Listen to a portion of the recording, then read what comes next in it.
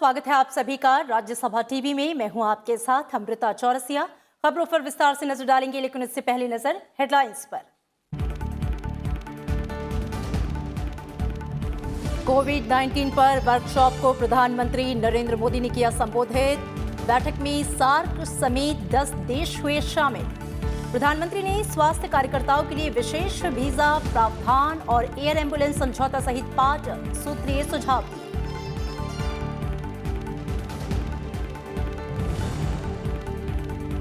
Bharat, America, Japan और Australia के विदेश मंत्रियों की तीसरी क्वाड बैठक। हिंद प्रशांत क्षेत्र से जुड़े परस्पर हित के मुद्दों पर हुई चर्चा।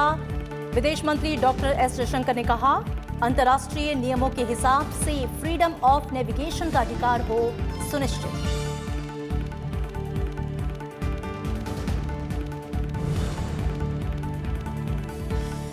ऊर्जा क्षेत्र में निजी कंपनियों की भागीदारी बढ़ाने पर केंद्र सरकार का जोर।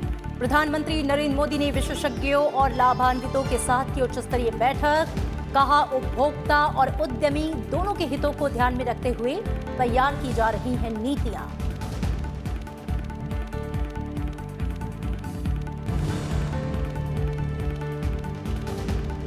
पूर्वोत्तर राज्यों का विकास और संपर्क सुविधाओं में वृद्धि सरकार की प्राथमिकता।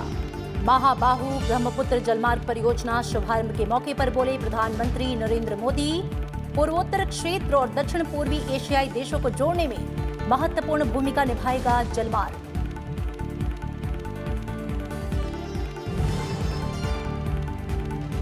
और पुदुचेरी में वी नारायणसामी सरकार को 22 फरवरी को साबित करना होगा बहुमत। उपराज्यपाल तमिलसाई सुंदरराजन ने दिया निर्देश।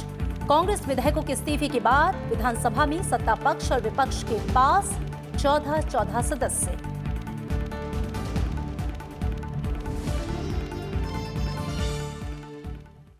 और अब खबरें विस्तार से। पूर्वोत्तर राज्यों का विकास और संपर्क सुविधाओं में वृद्धि सरकार की प्राथमिकता है। वीडियो कॉन्फ्रेंसिंग के जरिए महाबाहु ब्रह्मपुत्र जलमार्ग परियोजना और धुबरी फुलबारी पुल के शुभारंभ के बाद प्रधानमंत्री नरेंद्र मोदी ने ये बातें कही। उन्होंने कहा कि पूर्वोत्तर क्षेत्र में आत्मनिर्भर भारत का मजबूत स्तंभ बनाने के लिए सभी को मिलकर काम करना चाहिए।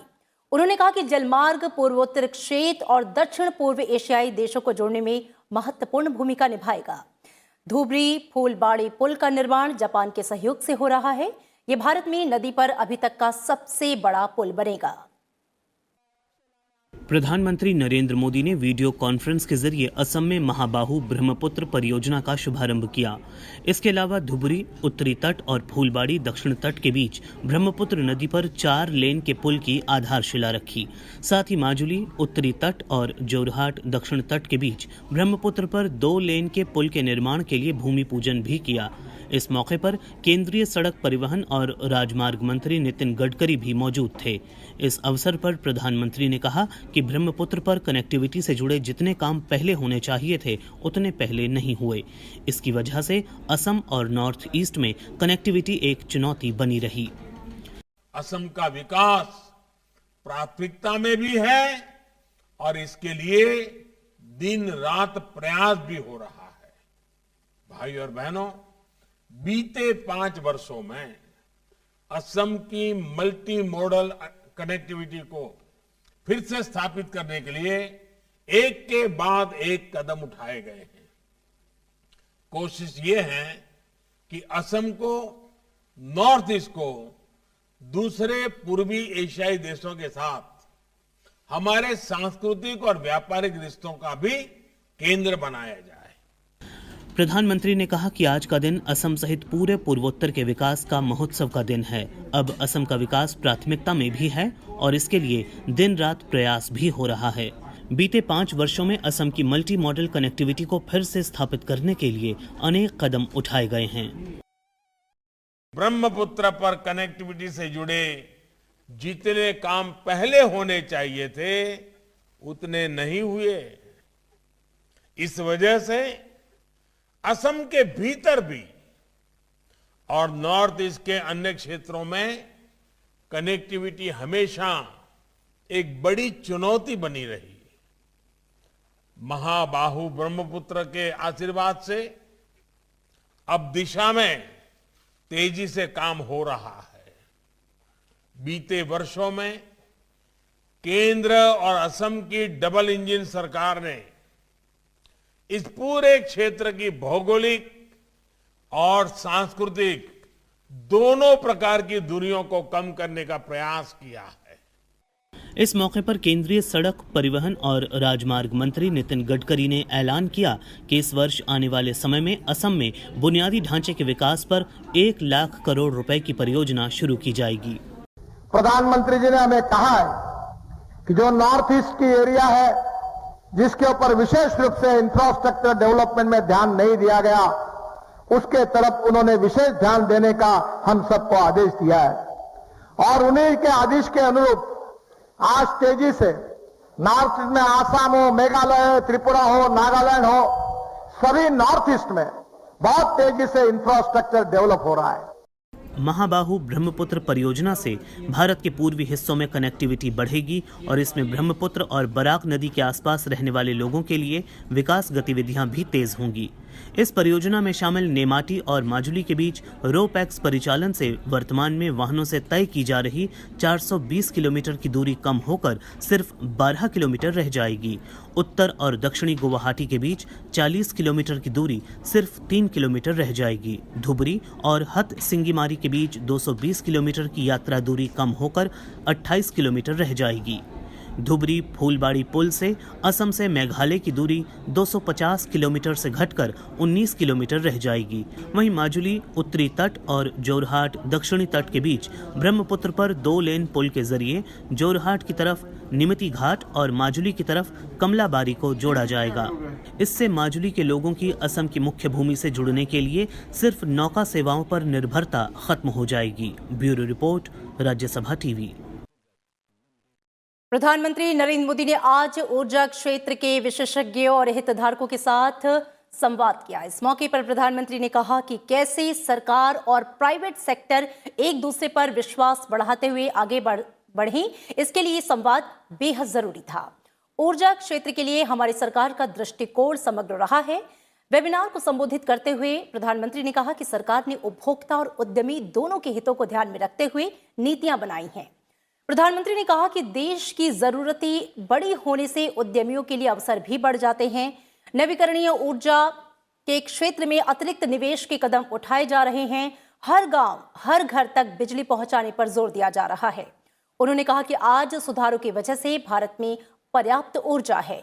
आज भारत अंतर्राष्ट्रीय सौर गठबंधन के जरिए विश्व का नेतृत्व कर रहा है। कैसे बजट घोषणाओं को तेजी से लागू किया जाए, कैसे सरकार और प्राइवेट सेक्टर एक दूसरे पर विश्वास बढ़ाते हुए आगे बढ़े, इस बात के लिए ये संवाद जरूरी था। एनर्जी सेक्टर को लेकर हमारी सरकार की अप्रोच हमेशा से बहुत होलिस्टिक रही है।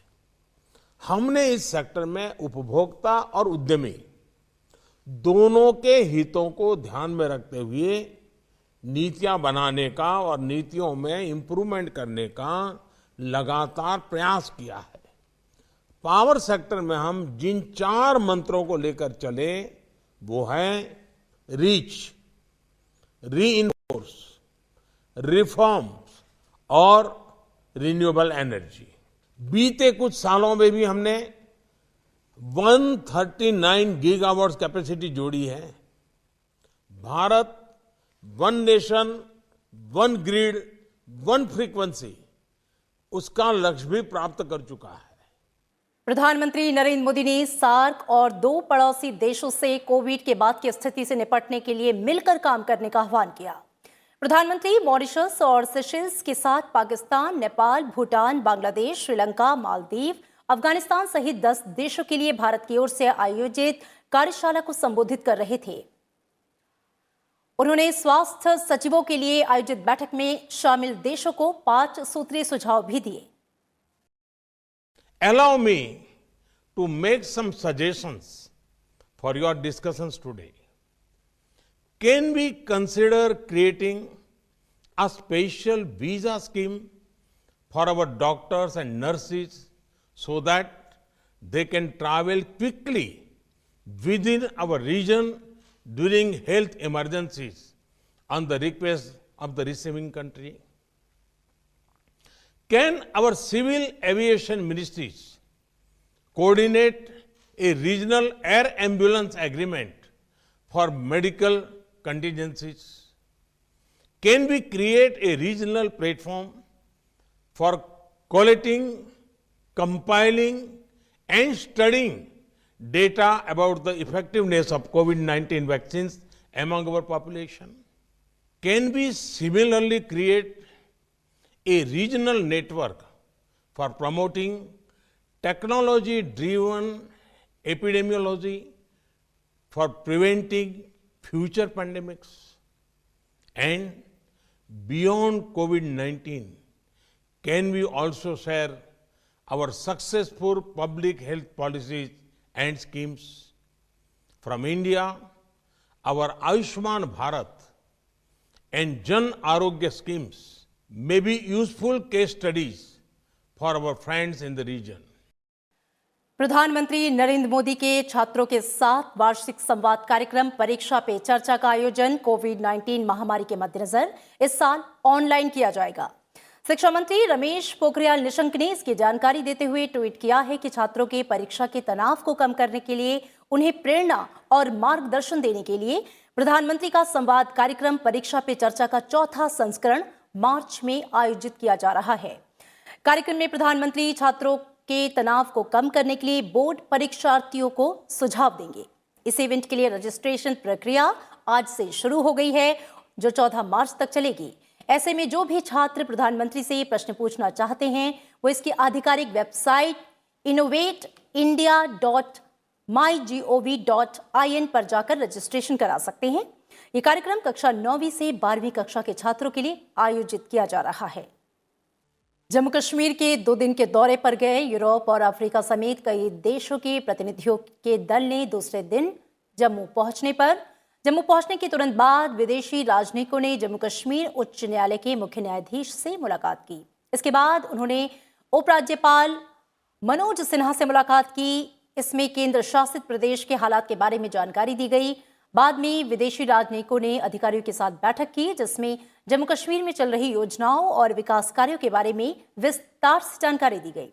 2 दिन की यात्रा के दौरान राजनयिकों ने भारतीय सेना और जम्मू कश्मीर पुलिस के उच्च अधिकारियों से केंद्र शासित प्रदेश की सुरक्षा स्थिति का जायजा लिया। राजनयिकों को आतंकवादियों के आत्मसमर्पण, सीमा पार से घुसपैठ और पाकिस्तानी सेना का आतंकवादियों को पनाह देने, प्रशिक्षण और हथियार मुहैया कराने के बारे में जानकारी दी गई और मुख्य धारा में लौटे नौजवानों के लिए सरकार के कार्यक्रमों के बारे में बताया गया। परिसीमन आयोग ने आज दिल्ली में जम्मू कश्मीर में परिसीमन की प्रक्रिया को लेकर बैठक की। केंद्र शासित प्रदेश जम्मू और कश्मीर के एसोसिएट्स सदस्यों के साथ बैठक में परिसीमन की प्रक्रिया पर उनके सुझाव लिए गए। पिछले साल जम्मू कश्मीर में विधानसभा क्षेत्रों के परिसीमन के लिए आयोग का गठन किया गया था।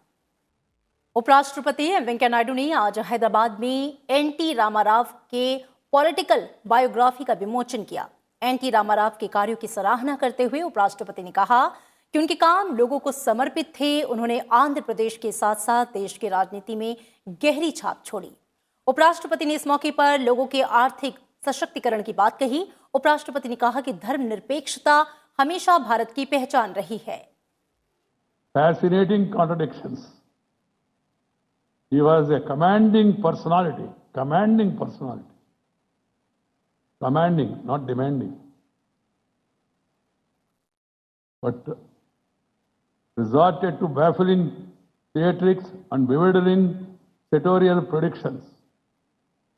He was considered orthodox for many, but he displayed radical tendencies that caused a furor in the establishment.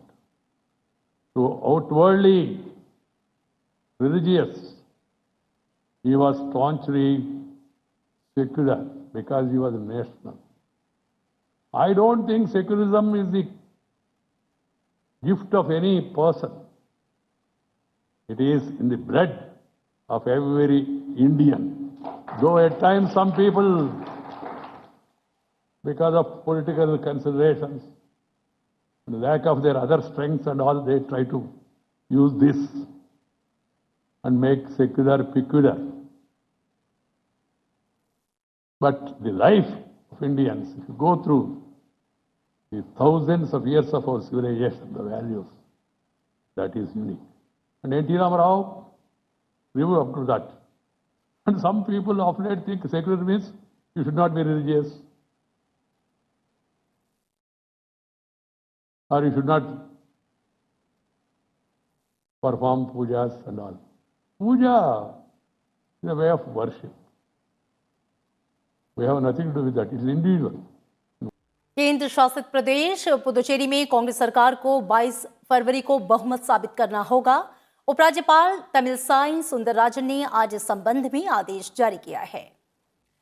Puducherry में मुख्यमंत्री वी नारायणसामी की सरकार कांग्रेस विधायक ए जॉन कुमार के बाद अल्पमत में आ गई थी। ए जॉन कुमार ने मंगलवार को पद से इस्तीफा दिया था। इससे पहले कांग्रेस के 3 अन्य विधायक भी पद से इस्तीफा दे चुके थे और एक अन्य कांग्रेस विधायक को पार्टी विरोधी गतिविधियों में शामिल होने के चलते अयोग्य करार दे दिया गया था।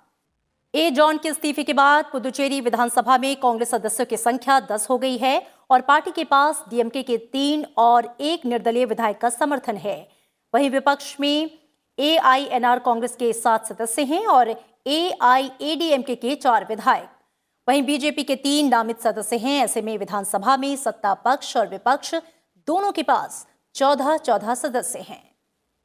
तेलंगाना के राज्यपाल तमिलसाई सुंदरराजन ने आज ही केंद्र शासित प्रदेश पुदुचेरी के उपराज्यपाल का पदभार संभाला है।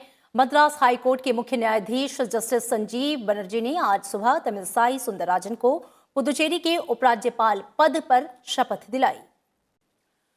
रूस दौरे पर गए विदेश सचिव हर्षवर्धन श्रृंगला ने आज रूस के उप विदेश मंत्री सर्गेई रयाबकोव से मुलाकात की। इस दौरान दोनों पक्षों के बीच क्षेत्रीय और वैश्विक सुरक्षा से संबंधित कई मुद्दों पर विचारों का आदान प्रदान किया गया। विदेश सचिव ने रूस को 2021 में ब्रिक्स की अध्यक्षता के दौरान भारत की प्राथमिकताओं के बारे में जानकारी दी।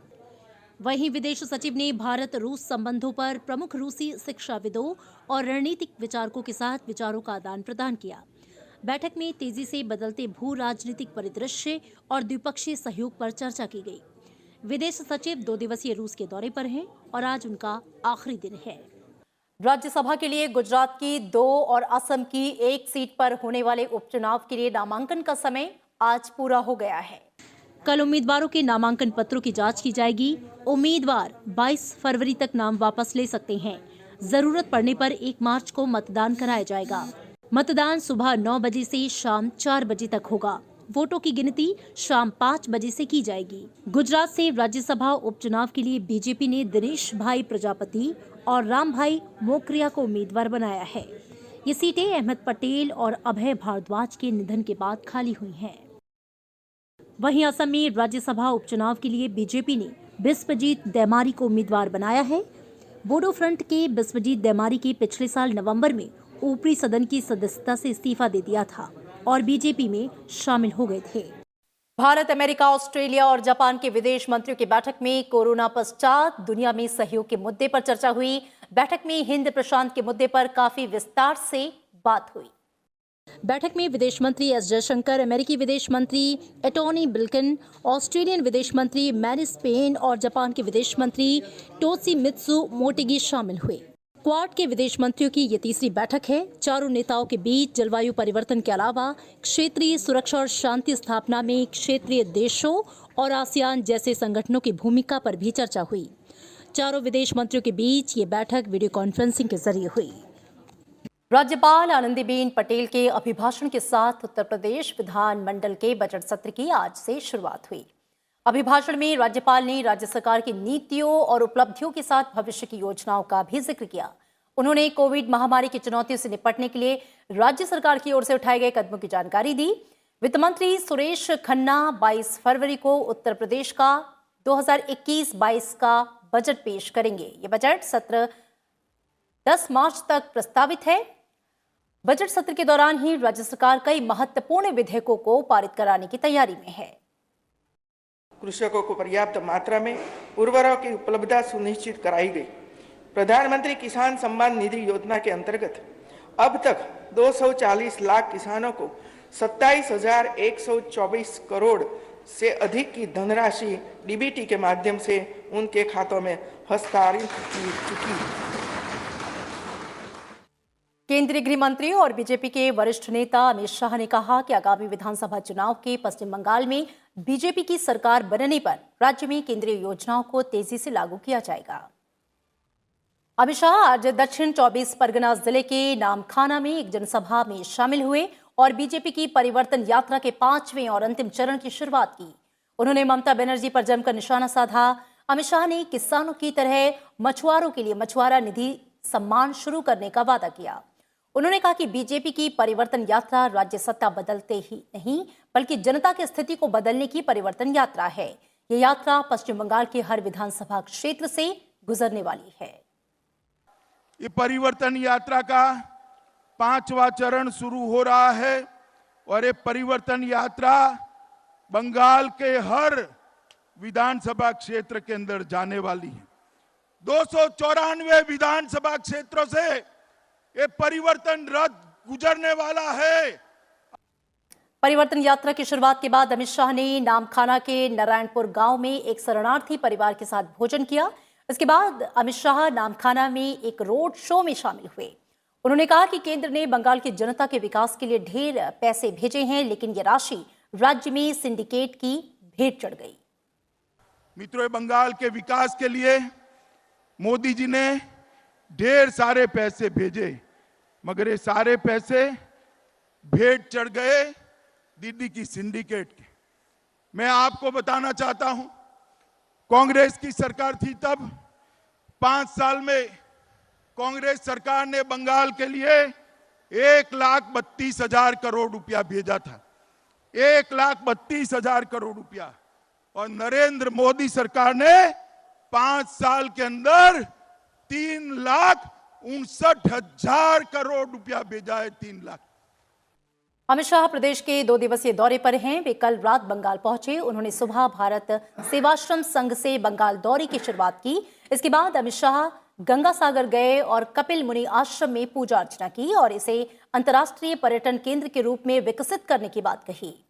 उन्होंने संघ के संस्थापक स्वामी प्रणबानंद की महाराज की 125वीं जयंती पर श्रद्धा सुमन अर्पित किए। शाम के समय उन्होंने कोलकाता में अरबिंदो भवन का दौरा किया। और इसी के साथ फिलहाल इस बुलेटिन में इतना ही। बाकी खबरों के लिए आप देखते रहिए राज्यसभा टीवी। नमस्कार।